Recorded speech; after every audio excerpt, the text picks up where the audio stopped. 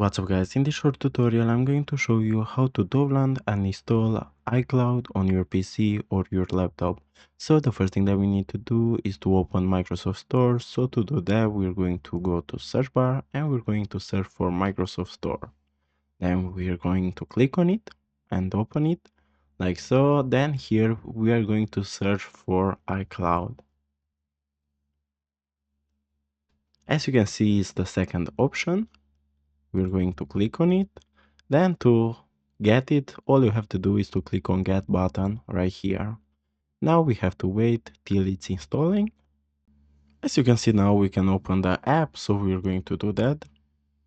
Here what you want to do is to click on get started. Now you have to log in on your Apple account, or if you don't have one, you have to create one and then you can use the iCloud app. So guys, this was the tutorial. Thanks for watching and don't forget to leave a like and subscribe to the channel.